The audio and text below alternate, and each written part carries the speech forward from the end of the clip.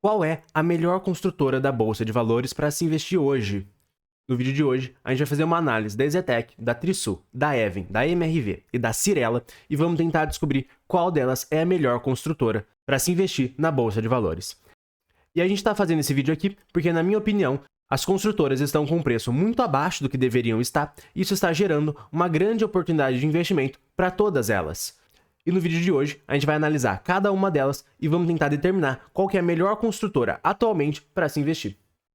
E para fazer essa análise, a gente vai usar muito o que Warren Buffett fala. Basicamente, ele busca empresas com vantagens competitivas duráveis no longo prazo. Ou seja, o Buffett ele busca empresas que são melhores do que os seus concorrentes e, por isso, conseguem lucrar mais do que eles de forma consistente. Ou seja, essas empresas conseguem lucrar mais do que seus concorrentes ano após ano. Isso gera uma vantagem competitiva gigantesca.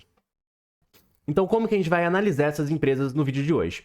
A gente vai analisar a margem líquida, a dívida líquida pelo patrimônio líquido e o ROI das 5 construtoras em questão. E vamos buscar por empresas que tenham números muito superiores às demais. Então a gente vai começar analisando a margem líquida dessas empresas. Lembrando que a margem líquida é o lucro líquido dividido pela receita, ou seja, a margem líquida mede quanto de dinheiro a empresa recebeu e conseguiu transformar em lucro. Então vamos supor que uma empresa tem uma receita de 1.000 e um lucro de 125, a sua margem líquida vai ser de 12,5%. Ou seja, de tudo que ela recebe, 12,5% vira um lucro. Então, quanto maior a margem líquida da empresa, mais eficiente ela é para transformar a receita em lucro. E é isso que a gente vai analisar agora. Então, quando a gente pega uma série histórica que vai de 2014 a 2021 dessas 5 empresas, a gente repara algumas coisas bem interessantes. Primeiro, por que a gente pega uma série histórica e não só o número atual? Olha, por exemplo, o que aconteceu com a Cyrela aqui em 2020. Repara que ela teve um efeito não recorrente que fez ela ter uma margem líquida muito grande. Mas isso foi um efeito não recorrente. Não vai voltar a se repetir novamente no futuro. E é por isso que você tem que pegar uma série histórica, porque você está buscando vantagens competitivas duráveis no longo prazo. Então você quer minimizar os efeitos não recorrentes. Um outro ponto muito interessante é que é muito importante você analisar a margem líquida de 2014 a 2018 dessas empresas, porque esses foram anos muito ruins para a construção civil. E é muito interessante o investidor saber como que a empresa se comportou nesses momentos difíceis que ela teve lá no passado, para tentar descobrir como que provavelmente ela vai se comportar em momentos ruins daqui para frente. Então você pode reparar no gráfico que tanto a Even como a Cyrela tiveram prejuízo durante esse período.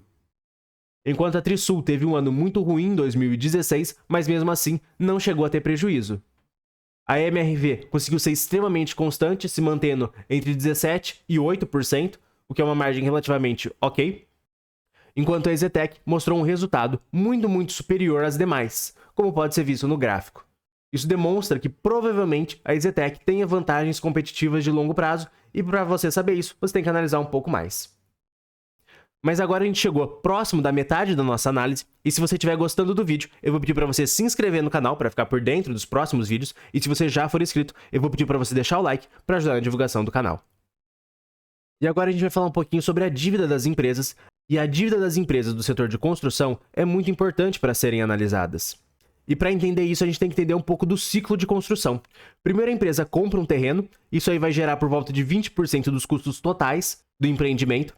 Depois ela passa por todo um projeto de engenharia, de projetos e de licenças para construção, que também gasta bastante nessa parte. Depois ela parte para a venda na planta, que também gasta com comissões e com estande de vendas. E é nessa parte que ela começa a receber um pouco da receita. Depois vem para a parte de construção, que é a parte onde ela tem a maior parte dos gastos, onde ela vai construir todo o empreendimento. E vai receber ainda um pouco de receita do pessoal que comprou os imóveis e está pagando com o tempo.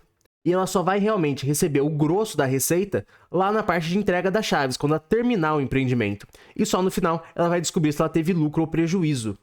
Então, na verdade, as empresas gastam muito primeiro para só depois receberem se conseguirem vender os imóveis. E a dívida dessas empresas é o grande problema da construção civil.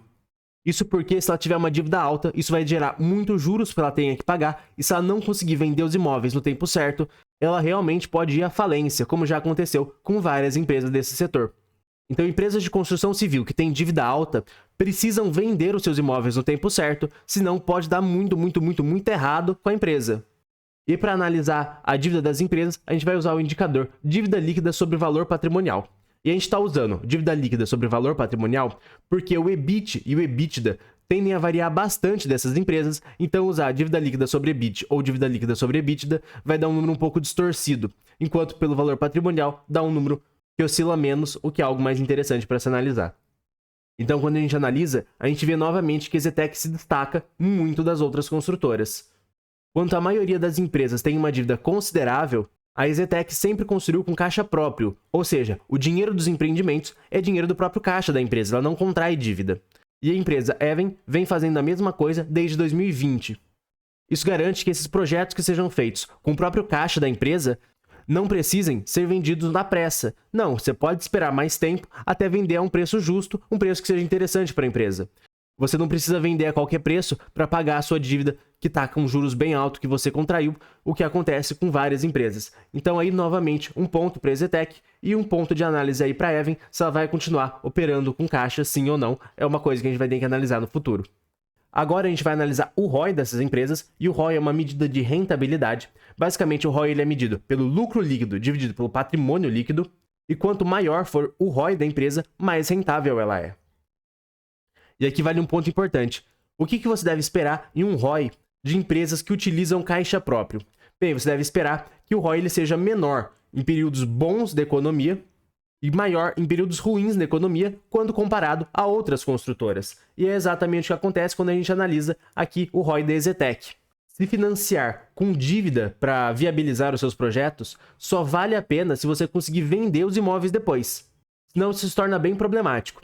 Então, quando uma construtora consegue contrair dívida, construir o imóvel e vender esses imóveis que foram construídos, ela acaba lucrando bastante. Então, em períodos bons para a economia, a sua rentabilidade acaba sendo maior. Com isso, o seu ROI fica maior. Em períodos ruins para a economia, acontece o oposto. A empresa que se financia com dívida não consegue vender esses imóveis e, por conta disso, ela acaba tendo que pagar um juros muito grande dessa dívida que ela contraiu. E isso joga a rentabilidade da empresa lá para baixo, fazendo até algumas delas darem prejuízo muito grande. Então, quando você olha, por exemplo, a EZTEC, que novamente é a que se destaca no setor, você repara que ela teve um ROI muito alto entre 2014 e 2017, que foram períodos de crise, porque ela não teve toda essa dívida para pagar. Em 2018, ela foi severamente impactada pela crise do setor, mas ainda assim deu lucro.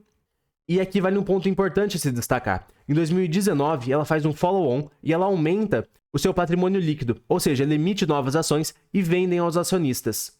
E com isso ela capta mais dinheiro para a compra de novos terrenos. Esses terrenos vão virar empreendimentos que ela vai lançar ao longo dos próximos anos. Por aumentar o patrimônio líquido, ela acaba diminuindo o seu ROI. Então, como você pode ver, o ROI pós-2019 ele acaba ficando bem média do que das outras empresas, porque todos esses investimentos que ela fez em novos terrenos vão virar empreendimentos que vão ser lançados nos próximos anos, ou seja, isso ainda não gerou o lucro que deveria gerar. Então, esse é só um ponto interessante para se analisar sobre a EZTEC. Então, com isso, fica bem claro que a empresa EZTEC é realmente a melhor empresa do setor da construção civil. E também a mais conservadora, porque utiliza do capital próprio para financiar os próprios empreendimentos. E se você quiser saber mais sobre a EZTEC, eu vou estar deixando um vídeo completo da empresa aqui na tela. Mas se você for novo no canal, eu vou pedir para você se inscrever para ficar por dentro dos próximos vídeos. E se você já for inscrito, eu vou pedir para você deixar o like para ajudar na divulgação.